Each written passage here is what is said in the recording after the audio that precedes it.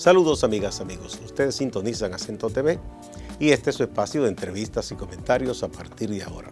Recuerden ustedes que nos están sintonizando en el canal 38 de Claro TV, en los canales 39 y 439 de Altiz y en el canal 41 de Star Cable de Santiago de los Caballeros.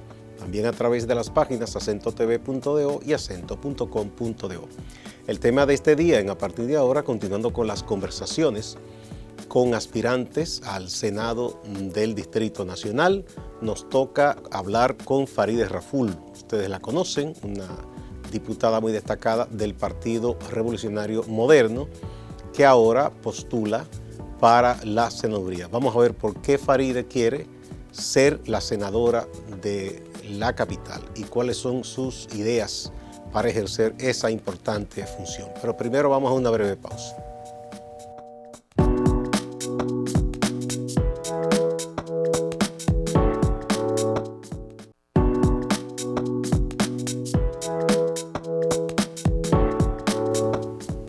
Muchas gracias por acompañarnos.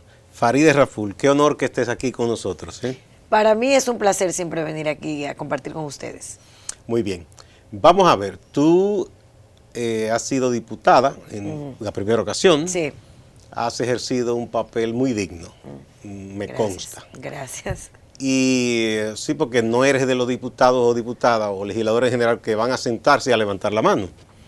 Tú representas y tratas de fiscalizarse. Eso te lo han puesto un poco más difícil, pero tú tratas. Es bueno que tú ya tratas de fiscalizar. Sí, te lo han puesto un poco más difícil. Pero no simplemente levanta las manos, sino que pregunta por qué, sí, y cómo son las cosas, en qué se sustentan los proyectos. Y eso es importante para el famoso contrapeso histórico por el cual se creó el Parlamento en aquellos regímenes monárquicos que había en la vieja Europa. ¿Por qué de ese lío de ser diputada te quiere meter en un lío más grande, ser senadora? Bueno, Gustavo, primero porque efectivamente yo creo que tenemos en el Congreso Nacional en la división que tenemos en la senaduría y en la Cámara de Diputados, tenemos el control absoluto de una fuerza política en ambos lados. Entonces, en estos momentos, por ejemplo, que ya tenemos 3 años de una labor intensa, como tú mencionas, donde hemos tratado de fiscalizar, donde hemos representado, donde hemos legislado a través de la comisión y a través de propuestas que hemos hecho, nos hemos dado cuenta que el Senado de la República Nacional está anquilosado. Es un Senado envejecido desde el punto de vista de las ideas y de la dinámica del trabajo, no de la edad necesariamente de los senadores y senadoras, sino envejecido desde el punto de vista de esa dinámica que se necesita ahí adentro. Prácticamente todos los proyectos de leyes que aprobamos en la Cámara de Diputados perimen en el Senado de la República. ¿Por qué? Porque no se les da seguimiento, porque no son puestos en agenda o sencillamente porque las comisiones tardan mucho tiempo en reunirse, que son las que tienen que emitir. A menos que sean del interés del gobierno. A menos que vengan directamente del Poder Ejecutivo, que según la Constitución de la República tiene iniciativa legislativa. Y casi siempre lo somete a través del Senado porque 32 senadores tiene 29 a su favor. Y prácticamente se aprueba sin ningún tipo de modificación, ¿no? Y luego presionan en la Cámara de Diputados para que la amplia mayoría vote a favor de esos proyectos. Pero de lo contrario no se da. Por ejemplo, nosotros en la Comisión de Justicia de la Cámara de Diputados, yo lo he dicho antes públicamente, nosotros tratamos de reunirnos o nos reunimos por la carga de trabajo 4 y 5 veces a la semana a trabajar proyectos que llegan, porque la Comisión de Justicia, igual que la de Hacienda, quizás probablemente a las dos que yo pertenezco, son de las comisiones más activas con todos los proyectos de leyes que llegan a través. ¿Estás en cuáles comisiones? Justicia, Telecomunicaciones y Hacienda. Pero Justicia, casi todos los proyectos de leyes son revisados en términos jurídicos por los 15 abogados que formamos la Comisión de Justicia, o tienen que ver con algo del aparato judicial o de la reforma o reorganización del Estado, que tiene que ver siempre con derecho administrativo, con alguna rama del derecho, siempre nos toca. Y la Comisión de Hacienda, que es la que maneja las finanzas del Estado, los préstamos, todo lo que tiene que ver con la aprobación de endeudamiento, todo eso lo manejamos nosotros. Entonces somos las dos más activas, ¿verdad? Todo lo que tenga que ver con impuestos también se va a la Comisión de Hacienda. Todo tipo de modificación a una ley o todo tipo de proyecto legislativo que vaya al hemiciclo es enviado a esas comisiones. Esas comisiones tienen que emitir un informe favorable o desfavorable. Y cuando lo emiten, tiene que ser conocido por el Pleno para su aprobación o no aprobación. Si se aprueban, ya en primera, segunda lectura en la Cámara de Diputados pasan al Senado. La mayor parte de esos proyectos perimen porque no les dan seguimiento. La Comisión de Justicia se reúne 5, 4 veces a la semana en la Cámara por la carga de trabajo y en el Senado se reúnen una vez, quizás cada mes y medio. Nosotros incluso mandamos a solicitar al Senado de la República que nos entregara todas las veces que se han dado la reunión de la Comisión de Justicia, los informes que estos habían emitido. Porque a veces te ponen que había una convocatoria, pero no te dicen qué se trató, qué informe se dio, para poder hacer también un levantamiento. Esa es una de las razones. La segunda razón, porque ahora con la eliminación del arrastre en mayor parte de las provincias del país, en 26 provincias, la oposición política tiene más posibilidad de tener más senadores dentro del Senado de la República, porque al quitarse el arrastre, ya muchos de esos senadores que se recostaban del trabajo político de los candidatos a diputados en demarcaciones específicas van a tener que buscar sus propios votos y hacer sus campañas electorales y van a tener que vincularse más con la sociedad a la que representan o la demarcación a la que representan. Y pues eso va a hacer posible que nosotros, que seríamos 32 senadores, tengamos una mayor cantidad de personas dentro del partido político o los movimientos sociales que uno pertenece para impulsar proyectos y que sean viables dentro del Senado de la República a través de discusiones donde va a ser más fácil llegar a un acuerdo entre 32 o la mitad que entre 190, porque ahora mismo yo soy una diputada entre 190 y una entre los 18 de la capital y una entre los 6 de la circunscripción número 1. Y en tercer lugar, porque ya representando al Distrito Nacional, como senadora del Distrito Nacional, yo estoy ocupando un espacio de poder importantísimo dentro del escenario político de la estructura institucional del Estado Dominicano, que me va a permitir no solamente cumplir con mis roles de legisladora, de fiscalizadora o de representante, sino también impulsar acuerdos interinstitucionales, motivar a reuniones para que se hagan acciones desde el gobierno central hasta los gobiernos locales para buscar soluciones y salidas a problemas del distrito, porque es la representante de la capital completa en materia legislativa. Entonces tiene un peso específico y lamentablemente en los últimos años la senaduría del distrito ha estado un poco desconectada, quien lo ha representado allá ha estado un poco desconectado de lo que pasa aquí en el Distrito Nacional. Qué bueno que tú tocas ese aspecto de viabilizar soluciones. Claro.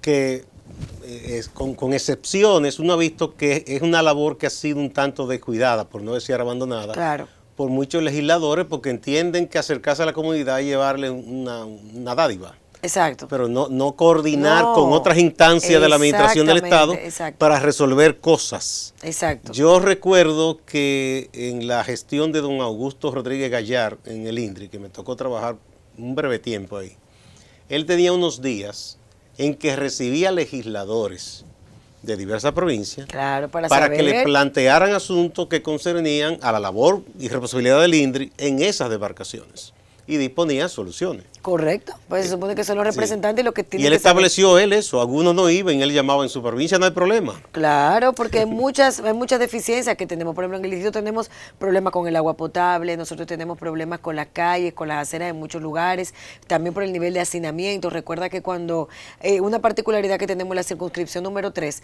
es, por ejemplo, ese nivel de hacinamiento y de asentamiento de personas que se dio de manera masiva durante unos años cuando hubo una movilidad del campo a la ciudad y las personas se fueron asentando allí sin que la clase política nacional, que tenía que actuar para prever que había lugares que no podían, para lo que tenía que ver con la dignificación de la vida de esas personas, vivir allí, permitieron que se asentaran. Fue una urbanización desordenada, ¿no? Totalmente, totalmente. Entonces, por supuesto, la ciudad no estaba preparada para poder darle los servicios básicos, que tuvieran acceso a esos servicios básicos como la salud, que hubiera un hospital cerca, o que hubiera centro de atenciones primarias cerca, o que hubiera escuelas dispuestas para esa zona cerca, tampoco que hubiese alcantarillado, ni mucho menos, porque el agua potable no llegaba, o los servicios de energía eléctrica, y fueron improvisando, las personas fueron mudando y fueron improvisando y creando ya una situación, un caos dentro de esas zonas. Entonces tú tienes esas zonas ahora, por ejemplo, que tienen precariedades, que se le ha dado seguimiento, que se ha intervenido en muchas ya tienen sus calles, antes eran prácticamente rurales, ya, pero hay necesidades fundamentales que todavía tenemos que trabajar. A mí me preocupa y siempre me ha preocupado mucho el tema del agua potable, las plantas de tratamiento que faltan, que le hablábamos desde la precampaña. Hay una ley que cursa en el Congreso Nacional que lamentablemente no ha podido ser aprobada, pero hubo un plan ¿Te estratégico. refieres a la ley de agua? A la ley de agua. Esa ya mayorcita. Esa tiene ya mayoría de edad casi. Sí. Estaba con la ley de Yo creo que tú eras menor de edad cuando se comenzó a discutir. O sea, y no se ha podido. Tiene más de 20 años ya. Exactamente. No, y fíjate que hace 2 años hicimos incluso el plan estratégico del agua en la República Dominicana, apoyado por el PNUD, por el gobierno, por las CORA, que hicieron un levantamiento interesantísimo y manifestaron parte de las preocupaciones de las posibles soluciones y nadie le dio tampoco seguimiento. Por ejemplo, ahí habría una labor también de coordinación y facilitación entre el senador de distrito y la CAS, por ejemplo. Exacto, desde la CAS, el senador del distrito, la senadora del distrito, la alcaldía del distrito y el gobierno central, porque es una cuestión también de recursos económicos. Sí. Entonces, porque muchas veces hay problemas en el territorio, en determinados lugares, y uno ve que se rebotan las cosas. Una alcaldía dice, no, pero eso no me corresponde a mí, de ese metro para allá es de aquel, o eso corresponde a obras públicas, o eso es la CAS, o si pasa de aquí para allá, ya eso es INAPA. Yo siempre creo mucho en que las políticas tienen que ser coordinadas porque de alguna manera te intervienen siempre muchas instituciones o varias instituciones. Entonces, cuando buscamos salidas aisladas, no buscamos la solución real de los problemas, incluso desde el punto de vista de financiamiento. Por eso vemos proyectos que tienen duplicidad de funciones. Y tú dices, pero un proyecto parecido fue financiado hace unos años por tal banco o por tal organismo internacional, porque ahora vuelve y se somete, porque nadie le dio seguimiento. Uno de los grandes problemas que tenemos es que no le damos continuidad a la política pública. O el absurdo que a veces interviene un sector de la ciudad, se hace un encarche, por ejemplo, se arreglan las aceras, la calle, y luego viene otra entidad y necesita cavar para otra cosa y deja todo abierto. Eso es uno de los problemas. El otro problema que más, según el levantamiento que estamos haciendo ahora en el distrito, que lo estoy caminando, armando los equipos de campaña y todo, es, ya más allá de mi circunscripción, ¿verdad? Es el problema de la delincuencia. Nosotros tenemos un problema muy fuerte, nosotros sentimos una amenaza permanente. Pero yo siempre digo, el distrito tiene una peculiaridad muy grande porque hay mucha desigualdad.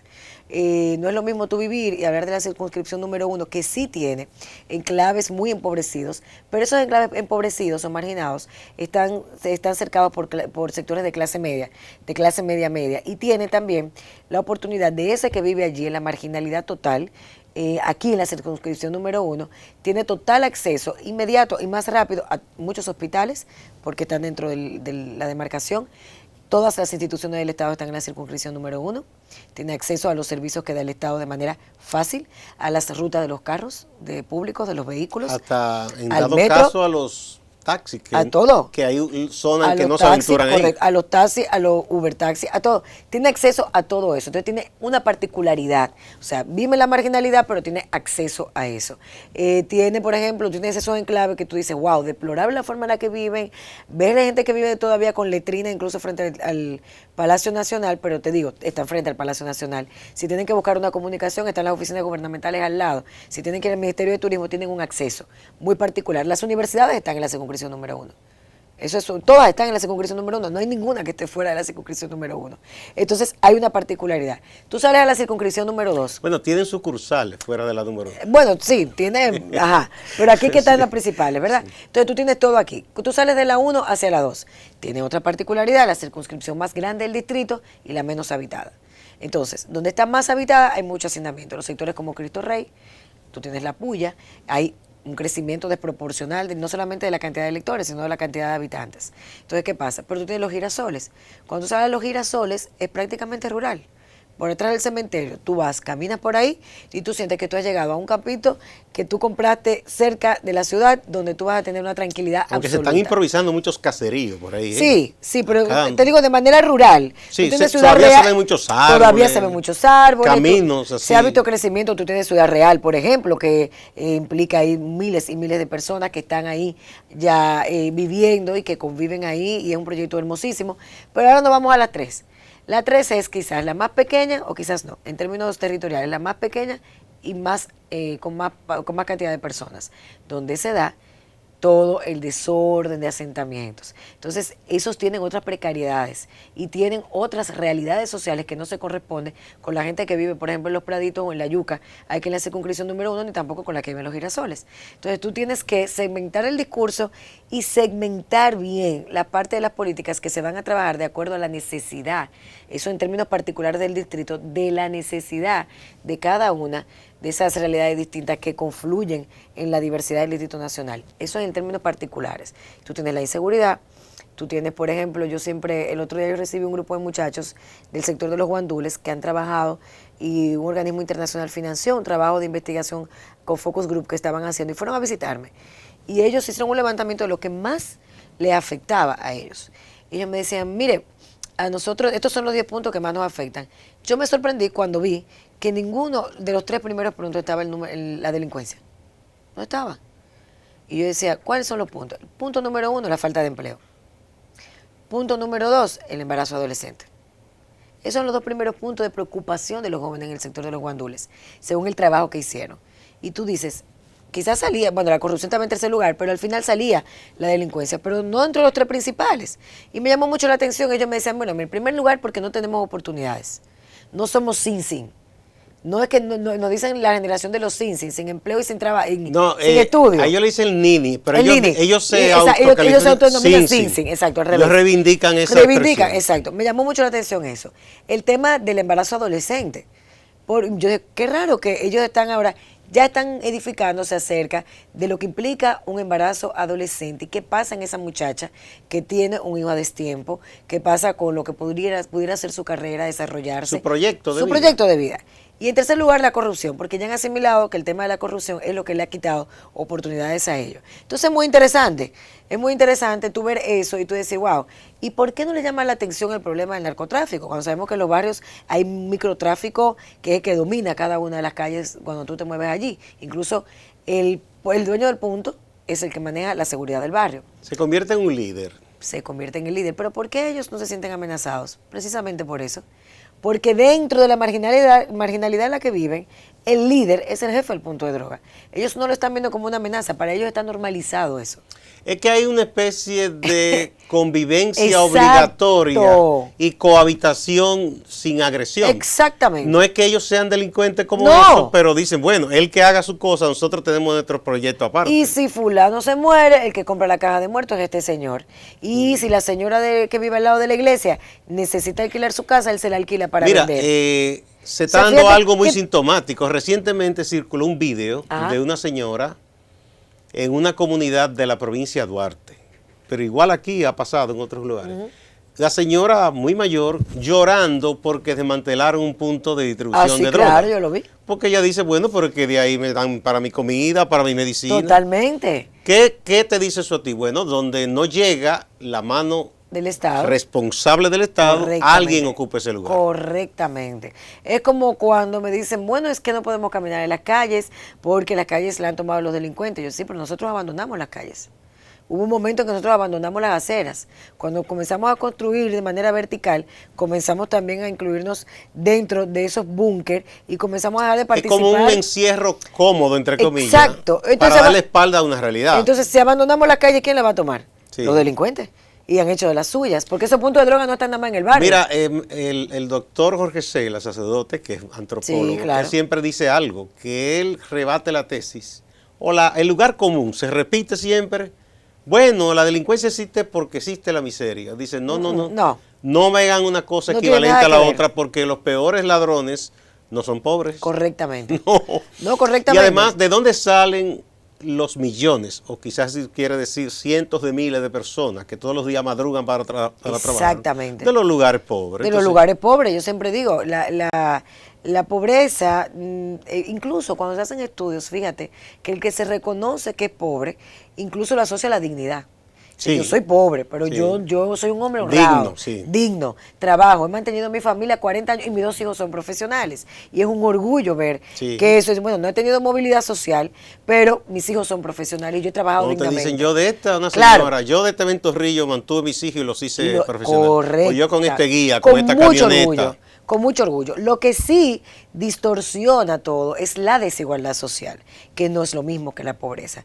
La desigualdad es lo que vemos, y yo siempre le explico a la gente para que entienda, cuando un grupo maneja toda la parte económica del Estado y cuando todos los que generan los ingresos para que esa parte económica pueda fortalecerse se mantienen en la falta de movilidad social. Los privilegios irritantes. Claro, entonces, ¿Qué es lo que estamos vendiendo? Le estamos vendiendo a una sociedad que tú vales por lo que tienes y no importa cómo lo hayas logrado. Porque cuando tú vas, por ejemplo, a un sector y tú dices, bueno, mi mamá tiene 40 años trabajando en una casa de familia y nos ha sacado hacia adelante, pero vive en la misma casa. Sin embargo, el vecino que se metió a traficar con drogas o que se enganchó a la política, ya le puedo comprar una casa nueva a su madre, cosa que yo no puedo hacer. ¿Qué opciones yo tengo? Y mira cómo lo aplauden, y mira cómo salen las primeras páginas de los periódicos nacionales. ¿Qué es lo que estamos vendiendo? ¿Cuál es el modelo? El modelo del consumismo, el modelo del éxito a través del dinero, sin importar absolutamente nada. Entonces ese ejemplo para las nuevas generaciones distorsiona. Y distorsiona porque siempre quieren tener, pero a lo más rápido posible, sin entender que todo es una construcción y que todos debemos irlo perfilando a través del conocimiento, de saber cuáles son nuestros derechos, de cómo podemos exigir y a quienes nosotros tenemos que confiar parte de lo que queremos que nos represente. Y eso es parte quizá de lo que mantiene a uno pululando en estos ámbitos políticos, ¿verdad? Ese compromiso, el crear esa conciencia en que la gente conozca sus derechos, en saber qué pasa alrededor de mí, somos seres gregarios, nada que le pase a alguien me exonera a mí de que me pase. No me puede ser indiferente, porque yo siempre le digo a la gente, es que lo que le pasa a un vecino me puede pasar a mí mañana.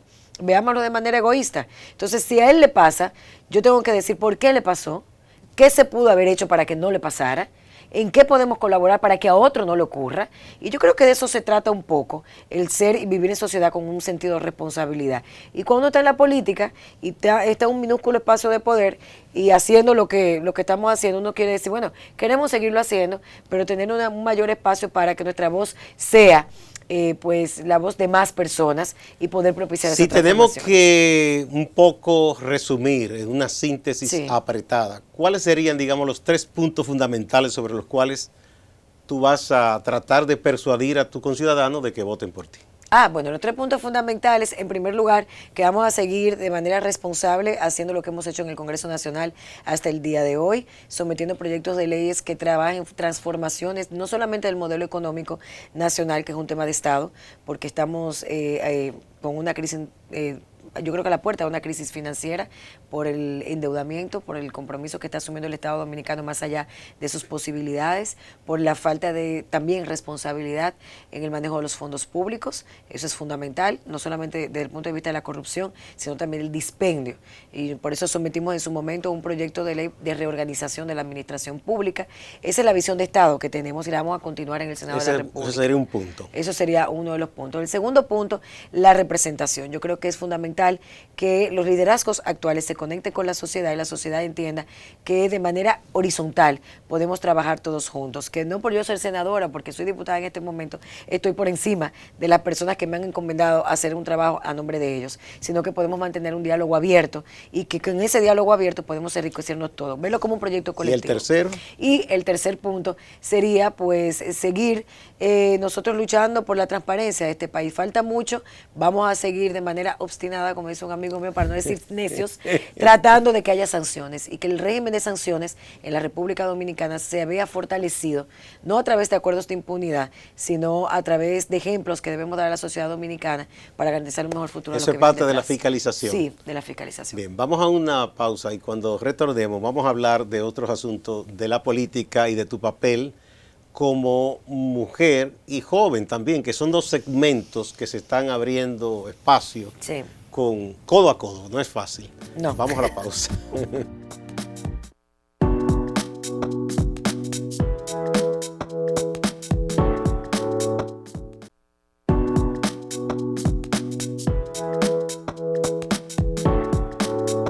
Muchas gracias por continuar a partir de ahora con Farideh Raful, actual diputada del Partido Revolucionario Moderno. Estamos conversando de su propósito que no es individual, sino de su organización política y de los sectores sociales que ella representa, de convertirse en la senadora del Distrito Nacional.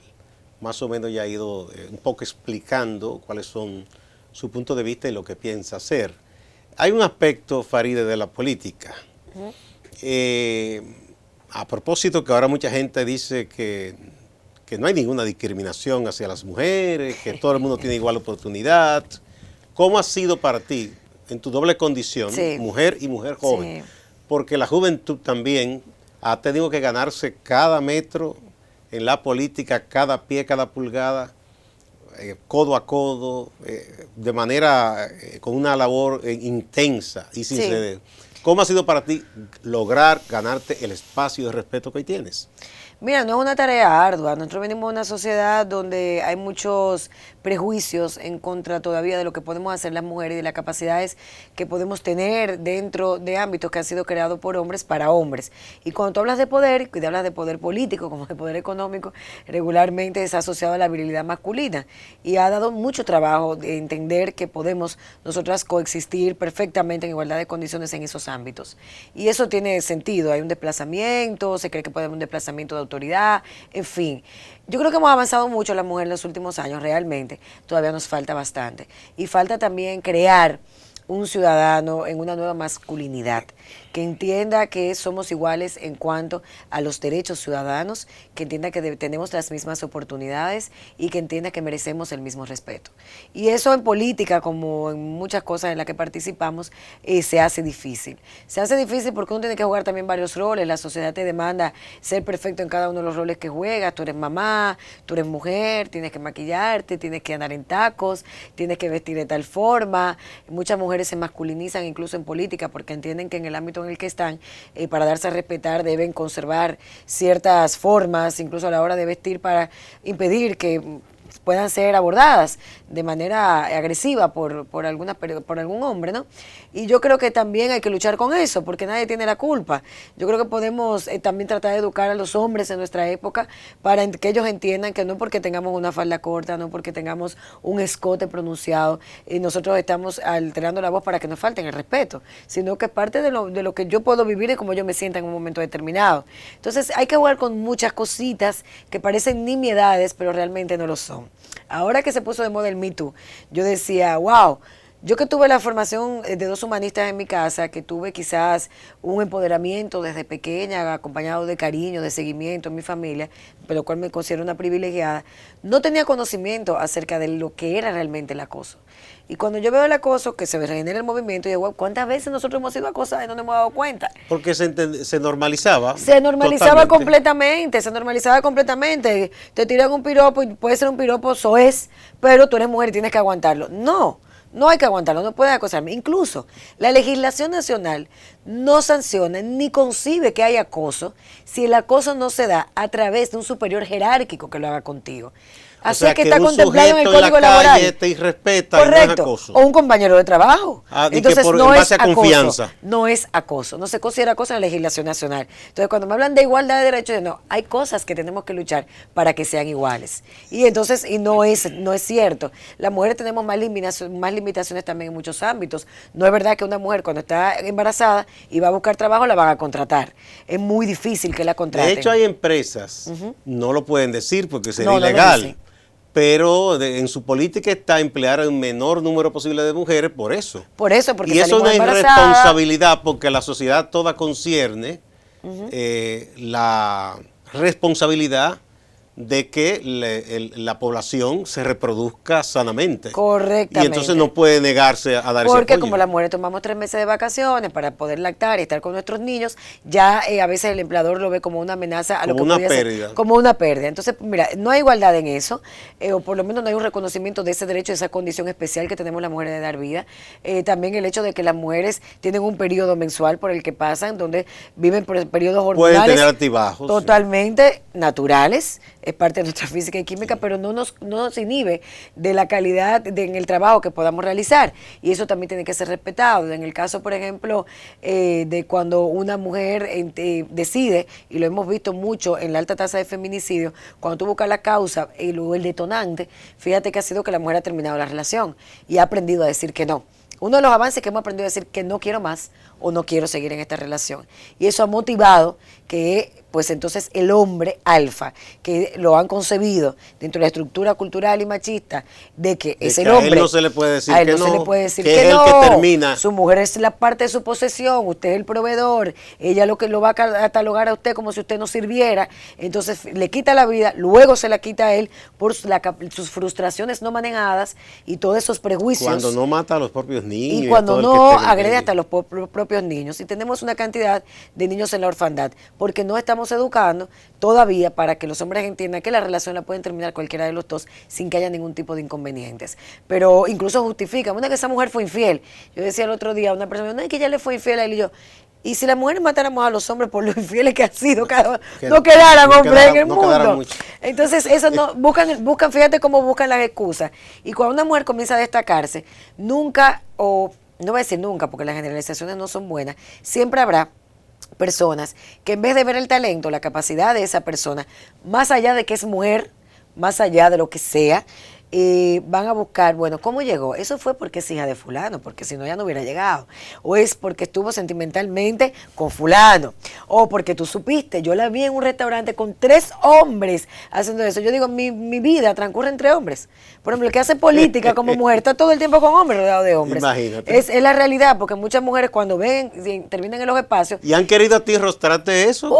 Que tú eres hija de Tony. No, muchísimas, fue por mi papá. Me han puesto en posición horizontal, ¿sabes con cuánta gente? El otro día me decía, yo decía, no, pero ni el Titanic, Dios mío. Pero eso es parte de lo que uno tiene que luchar. Y yo eso creo, en cuanto a quizás tus orígenes familiares y tu condición de mujer, ¿verdad? Exactamente. Pero y en cuanto a que eres muy joven, que cuando, también hay unos celos con eso. Claro, entonces en cuanto a la juventud, a ella le queda tiempo, hay una inmadurez. Yo le digo, pero ¿a qué edad vamos a dejar de ser jóvenes? O sea, a mí me encanta el tema de la juventud, pero yo digo, el problema es que cuando te encasillan en el tema de la juventud y la mujer, te quieren dejar ahí, sobre todo en los partidos políticos. Usted mujer, va a ser mujer siempre, Bueno, trabaja con mujeres. Hay un comediante que dice unos chistes que tiene una boca un poco especial, ¿verdad? No voy a mencionar como él lo dice, que eso de que hay países que tienen una legislación que a los 65 hay que retirarlo a una persona, hombre o mujer. Y entonces dice, bueno, porque hay gente que a esa edad están con todas sus energías, son muy creativos, es verdad, hombres y mujeres, es verdad. Entonces si están con toda la disposición de servir, ¿por qué hay que retirarlos? ¿Por qué? Dice, cuando hay otro, dice que son unos come que a los 20 no sirven para nada. No sirven para nada, que deberían retirarse desde que nacieron. Dice, por inepto hay que sacarlo a eso antes. Yo estoy de acuerdo con eso. Sí. Entonces, con el tema de la juventud, sí, ya uno se ha ido ganando el respeto, ya yo, gracias a Dios, me he ido ganando el respeto de muchas personas, incluso dentro del Congreso Nacional, que han visto que el trabajo es el que define el final de la historia. O sea, no importa la edad, no importa... No, uno tiene que trascender eso. El sexo, no. Uno tiene que trascender eso y entender que uno es un ente dentro de una sociedad, que es un ciudadano o ciudadana con derechos, que tiene que aprender cuáles son esos derechos y tratar de luchar para que esos derechos sean respetados. Otro asuntito, Faride, con muchos amigos míos políticos he hablado durante muchos años del tema de cómo lamentablemente se fue haciendo cada día más preponderante la relación del ciudadano común de cualquier comunidad, sobre todo carenciada, sí, con el líder político que entiende que ese líder debe darle cosas. Ajá. A una edad y a resolverle un problema. A veces de verdad que es una receta, a veces sí, para beberse pote de ron o una sí, cerveza, lo que fuere. Porque sí. Exacto. Entonces, para la gente que cree en otro tipo de política, sí, es difícil porque es difícil decirle que no, pero al mismo tiempo no quiere incentivar ese maleamiento de la sociedad. Pues lo único que a mí me gusta también ser mujer en política es porque a los hombres se les hace más difícil pedirle a las mujeres. Ah, por el machismo también. Por el machismo también, fíjate le pasó a una colega mía que ella fue a un restaurante, tenía hambre, iba a trabajar, fue a comer sola y le dio una propina y el mozo se sintió ofendido. Sí, que fíjate, una mujer tan joven le está dando una... Y eso me pasa mucho en política, que entonces los hombres dicen, hey, pedirle a las... No, es que lo grande es que el señor le hace toda una descripción filosófica, ¿no? Cuando dice, mire, es que el hombre no debe nunca tomarle dinero a una mujer. Fíjate tú, o sea, esos son prejuicios que tenemos ahí. Dios mío, que lo que tenemos que romper, que es equidad de derechos y de igualdad. Pero sí, mira, yo te digo, la política lamentablemente con el clientelismo se ha deformado bastante. Yo creo que el partido de gobierno en los 20 años que tiene gobernando... Pero a ti no te han abordado con eso. Sí, te abordan, por supuesto, pero no son tan agresivos como lo podrían hacer con un dirigente. No. Yo te digo que la mayor parte, o con un hombre, la mayor parte de las ayudas solicitadas, el 90% que me llegan son ayudas de salud y la mayoría son reales. Ahí por solidaridad hay que Ahí hacer por algo, solidaridad. porque no se puede esperar porque a que tenemos un sistema de salud precario y tú ves sí, dramas familiares que se están viviendo. Hay quienes te van a solicitar ayudas por cualquier cosa, hay quienes no te las solicitan y tú se las das con amor, porque aunque tú no vayas a ves que votar. hay una necesidad. No, claro, que hay carencias. Ahora, de ahí a crear una estructura clientelar para fidelizar los votos, que es lo que ha hecho en parte el PLD, han hecho muchos políticos, por eso yo digo, aquí hay una crisis de liderazgo fuerte precisamente por eso, porque un liderazgo que se ampara en crear estructuras clientelares no es liderazgo, es más de crear fidelidad porque te estoy manteniendo, porque te tengo un sueldo. Yo no creo en eso, yo creo que lo más importante es el acercamiento y el compromiso con la gente, porque ¿de qué le sirve a una persona que vayan cada 4 años a darle una cantidad de dinero?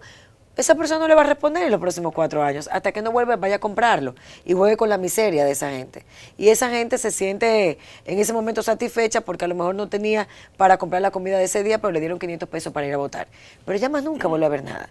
Entonces, yo creo que el PLD ha contribuido mucho en eso, el otro Balaguer también. Fue un especialista en eso, con las cajitas, las fundas, comenzó con pero esas... estos tienen una estructura No, muy esto tiene una estructura, organizada. porque fíjate que en el PLD, de 300.000 empleados que tenía el Estado, se ha triplicado, prácticamente tenemos 800.000 en el Estado mal contados. Y esos son los que están en nómina del Estado. Los que están en nómina, esos no son los que reciben ayudas de plan social, sí, a los cuales se les exige en muchos casos que sean dirigentes del PLD y a los cuales se le dice, usted si no quiere perder los 300, 500 pesos del bono gas, usted no puede votar por otro partido ni puede inscribirse en otro partido A veces político. no se lo dicen tan directo, pero sí le pasan una especie como de lista. Le pasan la lista. O sea, porque yo me puse de acuerdo con un amigo mío. Claro. Que él está vinculado al PLD hoy, había sido regidor por el PRD antes, y medio disfrazado, yo le pedí que me llevara a un lugar, y aquello es admirable. O sea, ellos tienen lista, por ejemplo, mira cómo es que lo hacen. No sé, por lo menos en ese barrio que me llevó. Tienen por ejemplo, le toca en una quincena, por ejemplo, o un fin de semana, al regidor que tiene que ver con esa zona. Ajá. Primero pasan con una especie de lista, así mismo, es fulano, así está aquí, su carnet, todo bien. Entonces, aparte de lo que recibe por la tarjetica, bueno, gas, bueno, luz, ese le lleva algo. A veces puede ser una cajita de comida, a veces unos sobrecitos con un dinerito. Eso viene de él, de ese regidor. El otro fin de semana le toca al diputado que tiene que ver con esa zona. Pero eso es muy estructurado. Es así. Es una organización. Igual pasan lista. Y fulano, ¿y por qué no vino? Ah, no, que estuvo aquí al campo. Ah, bueno, está bien. Ya usted sabe que esto es para él aquí. Y el otro le toca o al dirigente ya del partido y al otro, al senador que regularmente delega. Porque los senadores no, a menos que estén en campaña, no bajan hasta ahí. Increíble. Pero es así. Entonces yo le he dicho a amigos míos. Es una estructura armada. Pero eso está muy bien orquestado. Yo le he dicho a muchos amigos míos, luchar contra eso no va a ser una tarea fácil. No es fácil. Porque a veces, por ejemplo, Pedro Catrain me decía en el caso de Samaná, que a alguna gente se le acercaron y dijo, mire doctor, usted lo queremos mucho porque usted es un líder aquí y ayuda a resolver problemas de la comunidad, pero no pierda su tiempo. Que aquí, mira cómo es la cosa, recibe esto y esto. ¿Tú te crees que eso no es democracia? Eso no es democracia y eso es lo que han hecho y eso me preocupa bastante porque cuando tú hablas de luchar, que tú dices es difícil, claro que es difícil, señores, es todo, han orquestado todo un esquema que les ha funcionado muy bien hasta el momento jugando con la pobreza de la gente, ¿no? Pero esa lista está vinculada a los centros de votaciones de esa zona. Claro, pues no, porque espérate, en materia electoral está el padrón, donde está identificado que Gustavo recibe esto y que Gustavo depende de María y María es la encargada de llevar a Gustavo y si a las 3 de la tarde Gustavo no viene a votar, hay que buscar. Ellos han armado una joven todo que eso. Nos ayudaba en mi casa, o sea, a mí, yo estuve hablando y ella me explicaba todo su drama, porque tenía una situación un poco difícil en su caso. Madre soltera, la mamá tenía un ACV, era huérfana de padre. Y ella me decía, mire, a mí me indigna eso, porque ella además tiene que hacer 2 y 3 trabajos así puntuales en varias casas para obtener un dinerito. Imagínate tú. Entonces me dice, pero si yo renuncio a eso, don Gustavo, es difícil para mí. No, porque no tiene forma de sobrevivencia. Sí. Es que yo creo que la gente no sabe cómo vive el otro en este país. Sí. La gente cree a veces que esto es la burbuja donde está y que a 5 kilómetros cree que es la misma realidad y no es así. De alguna manera yo lo que observo, Farideh, es que desde el oficialismo se apuesta a que eso le da una seguridad, porque ellos dicen, hay 1.300.000 personas. Claro. Suponte que la mitad. Hay un colchón. Exacto. Que la mitad colchón. Y uno que otro que dependa de ese que esté ahí. Exactamente. O sea, quizás hay 800.000 a 1 millón de votos que están cautivos. Quieran esa gente o no, porque están atrapados. Sí. Lo bueno es que ahora es muy difícil, vamos a competir en este momento con una estructura. Mira, ahora que tú mencionas eso, estoy recordando que dentro de los estudios que hicimos, el levantamiento de información para la eficiencia de la administración pública, que nos dio como resultado la eliminación y la fusión de 53 instituciones en su momento, encontramos que dentro de los ministerios que conocemos... Por cierto, eso lo han dejado... No, ya lo van a dejar así hasta que lleguemos al Senado, porque ellos no van a aprobar eso. Tú tienes que ir eso es, óyeme, esto es nada, sí. Óyeme. Nosotros encontramos dentro de ministerios, ¿verdad? Ministerios específicos, otro organigrama de dependencias que ellos han creado con presupuestos aparte, que no sabíamos. Por ejemplo, tú tienes el Ministerio Administrativo de la Presidencia. Dentro del Ministerio Administrativo de la Presidencia hay un departamento que fue creado por decreto presidencial, que tiene un presupuesto, que tiene una nómina aparte del Ministerio Administrativo de la Presidencia, que es para el desarrollo agroindustrial, agrícola, agroforestal del país. Y yo cuando llegan al Congreso a pedir un financiamiento de $400 millones para un proyecto de esa dirección, digo, ¿y por de dónde sale esto? ¿Y qué tiene que ver esto? No, que vamos a hacer... ¿Y quién está, supongamos que tenga las mejores intenciones, quién está a cargo de eso? Pero espérate, es un general. Entonces yo me quedo mirando el programa, pero espérese un momento. ¿Y qué tiene que ver el Ministerio Administrativo de la Presidencia con la reforestación y el manejo de fondos internacionales? Pues si tú tienes un Ministerio de Salud, de Medio Ambiente y de Recursos Naturales y Agricultura... ¿Qué tiene que ver esto? No, porque tú una vez pedí, pero es que no tiene que ver. ¿Qué tiene que ver? O sea, ellos han creado otra estructura aparte. Yo creo que ese es uno que están usando para unos proyectos. Ahí por Neiva, claro que sí. Pero porque... Que la idea no es mala, pero porque hay que crear una estructura nueva para eso. La duplicidad, estamos en lo mismo. En solamente ese estudio que hicimos eran 15.000 millones que nos ahorrábamos prácticamente. Y esto es un país que necesita una eficiencia. Entonces, como tú dirías, ¿cómo uno compite con toda esta estructura? Porque esos son artilugios también para poder crear nóminas y fidelizar votos. Y van allá, por ejemplo, todos los institutos que tienen que ver con desarrollo del sur, ninguno ha surtido efecto, pero todos reciben del presupuesto nacional. Todos reciben millones de pesos y no pasa nada. Y tú dices, bueno, ¿qué hacemos para ganar a esta estructura que ha cogido el dinero del pueblo dominicano para pervertir al propio pueblo? Porque no es que la gente, tú le hablas a personas que quizás dicen, qué bien, me convence el discurso de Faride, sí, pero ellos tienen una realidad también que los ata. Claro, que los ata. Entonces tú dices, ¿cómo nosotros podemos ganar a eso? Yo creo que lo primero es edificar a la gente, es educar a la gente, crear conciencia de que el poder más grande lo tienen ellos para poder transformar las cosas a través de un voto. Y que hay que primero pararse a votar y decidir en contra, que no se puede tener miedo, que no podemos vivir y abrirle las puertas a una dictadura en la República Dominicana o a una limitación de los derechos democráticos, que ya está. Porque inmediatamente un partido tiene el poder absoluto de los tres principales poderes del Estado, hay una limitación a los derechos ciudadanos. Cuando tú ves, por ejemplo, que en la DNCD se está trabajando algo y se evidencia, algo que se sabe, que tenemos denuncia constante, ustedes la tienen, nosotros la tenemos, de cómo muchachos son víctimas de que le lanzan droga, lo meten preso y lo mandan a la victoria, y que no pasa absolutamente nada. Señores, mañana puedo ser yo, mañana yo puedo salir de aquí de acento y a lo mejor lo que estoy aquí, dejé el carro parqueado, nadie sabe si lo abrieron y pusieron una bolsa de droga. Y ya me tiraron a la DNCD ahí diciendo que yo andaba con droga. Mientras se averigüe, están diciendo que tú eres narcotraficante. Exactamente, o mientras no aparezca una cámara, como apareció en el caso del peregrino en Moca. Entonces, esos son los ejemplos más vivos de cómo se violan derechos ciudadanos. Eso solamente sucede cuando no hay una independencia de poderes, cuando el poder absoluto lo maneja una sola fuerza política.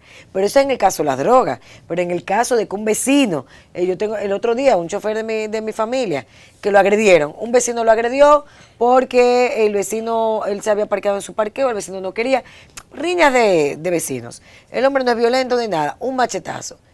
¿A quién tú crees que metieron preso? Al chofer, a la víctima. Al agredido. Al agredido. ¿Por qué? Porque el otro era amigo del policía que estaba en el destacamento. Entonces, pero vamos a poner un caso más dramático. Tiene una policía a su servicio ese señor. Exacto, vamos a poner un caso más dramático. El caso del papá que fue al destacamento a llevar a la niña, denunciando la violación sexual. Y el policía le dijo, vaya y busque una foto del violador y ahí violó de nuevo a la niña. Ese abusador viola a la niña y eso no tiene nombre. ¿Por qué? porque los derechos ciudadanos nos están siendo conculcados a todos los niveles. Yo estoy poniendo el drama a un nivel. Ahora vamos, por ejemplo, usted compra unos terrenos, millones de pesos, en el este del país, a propósito del este del país, y de repente tiene una sentencia a favor, pero no la puede ejecutar. Sentencia a favor y no la puede ejecutar. ¿Por qué? Pero recibe visitas, por ejemplo, de familiares, de miembros de quienes estaban en la Suprema Corte de Justicia, que tienen una oficina abierta. Te están conculcando los derechos y te están diciendo, o tú negocias esto, o tú pierdes absolutamente todo. La cantidad de personas que aparece alguien con un papel, mira, esa casa es mía, ¿cómo? Pero exacto. Bueno, vamos, qué bueno que tú hablaste de los derechos, porque en el próximo segmento quiero que hablemos de los derechos y algo que está ocurriendo. Por eso la gente tiene que votar. Para mí es un signo de preocupación. Y hay unos intentos de retroceso con muchos derechos. Vamos a hablar de eso cuando volvamos. Vamos a esta pausa.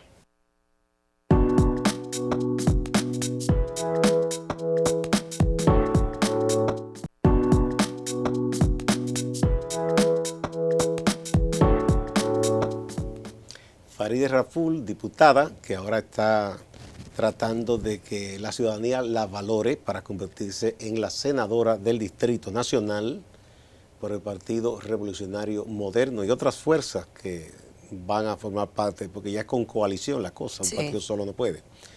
Nos está explicando un poco su punto de vista sobre la política, el país, los problemas, las posibles soluciones y su agenda de trabajo. Qué bueno que tú tocaste el punto de los derechos. Estamos asistiendo, República Dominicana, pero no es algo aislado nuestro, sino en el mundo hay una ola de regresión, de retroceso. Todas las rémoras de las peores cosas han resurgido. ¿Sí?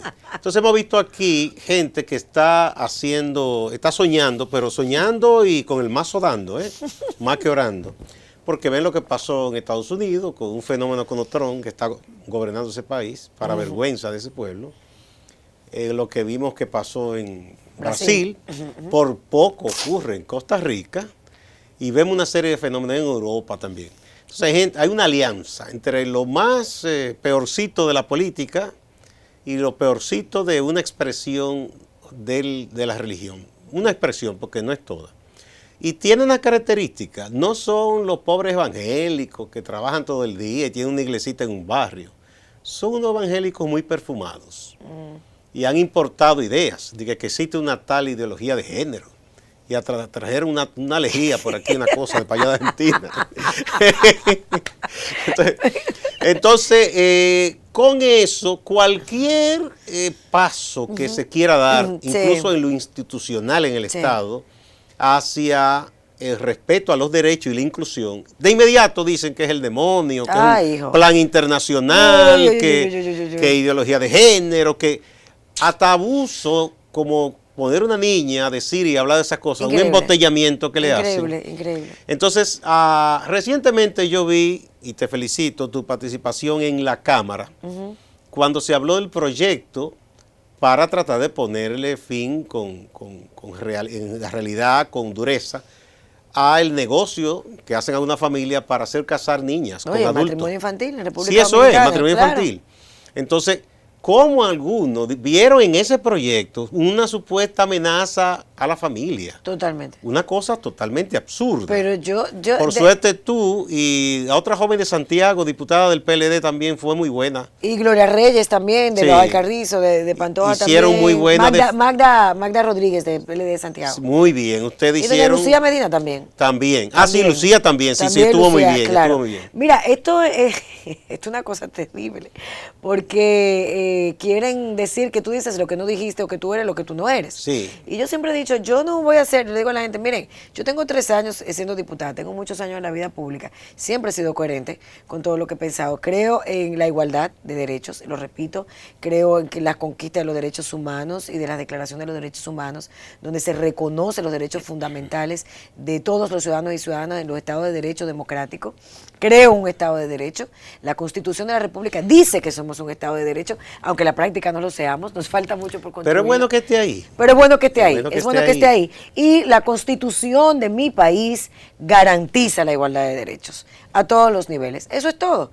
Como abogada, como ciudadana, como mujer, como madre, como todo, yo creo en la igualdad de derechos. Creo en, como te dije ahorita, en los grandes avances que hemos tenido las mujeres, sobre todo en el último siglo, y eso se lo debemos a mujeres que han luchado para romper. Porque no ha sido gratis. Porque no ha sido gratis. Hace 30 años las mujeres no teníamos posibilidad de ni siquiera tomar un préstamo si no había una figura masculina que pudiera firmar con nosotros. Hace más de 30 años, en muchas legislaciones no teníamos la capacidad ni siquiera de separarnos o de divorciarnos, aunque fuéramos víctimas del maltrato o por las razones que fuera una relación Todavía matrimonial. cuando se van a casar, claro, ponen el hombre primero. Ponen. Una amiga mía se estaba casando, entonces la oficial de registro civil dijo, ay, pero se cometió un error, te pusieron delante. Y dije, oye, qué malo, qué de malo tiene, pero vean. No tiene nada de malo. Fíjate que ahora todavía nosotros las mujeres para dar cualquier paso, o sea, hemos avanzado. Fíjate, en España yo siempre hago, porque me llamó mucho la atención cuando tuve la oportunidad, a las mujeres se les permitió en un momento ser candidatas al Congreso, pero las mujeres no podíamos votar. O sea, y ganaron diputadas. No me diga. Ganada por hombres que luego lucharon para que nos dieran el derecho al voto. O sea, todo eso ha sido conquista que lo hemos hecho. Pero es una cosa terrible. Sí, es una cosa.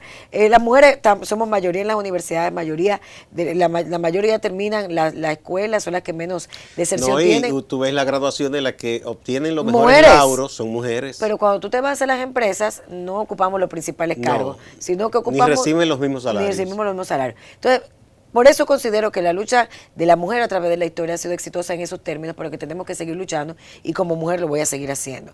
Y como mujer y madre que soy voy a seguir luchando para proteger a nuestros niños y a nuestras niñas. Nosotros no podemos permitir que nuestras niñas se sigan casando. Uno de los argumentos es que dicen, me dijeron que yo no creía en el amor. Y yo decía, yo siempre he creído en el amor.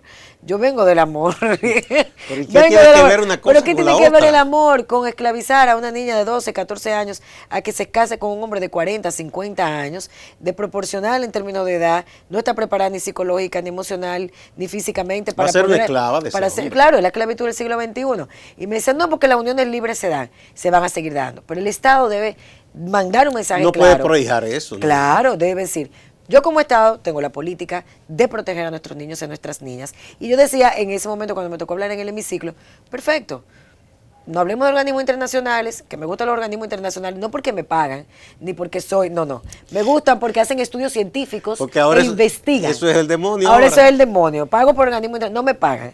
Pueden averiguar todo lo que me paga. El Congreso y mis anunciantes. Son los únicos que me pagan o me pagan mi sueldo. Y yo decía, olvidémonos de los organismos internacionales, que hacen investigaciones serias que hay que tomar en cuenta. Vamos a utilizar la Junta Central Electoral. La Junta Central Electoral, a través del registro civil, que llega a la Junta Central Electoral donde se oficializan los matrimonios, registró más de 256 casos en menos de un año de matrimonios de niñas entre 13 y 16 años con hombres que le duplicaban y le triplicaban la edad. Y esos son matrimonios donde la familia dio su consentimiento para que esa menor se casara. Entonces, cuando tú individualizas los casos, te das cuenta el drama que viene detrás. Y eso es precisamente lo que no queremos y vamos a seguir luchando contra eso. En el otro tema, que era el de ¿cuál era el otro tema?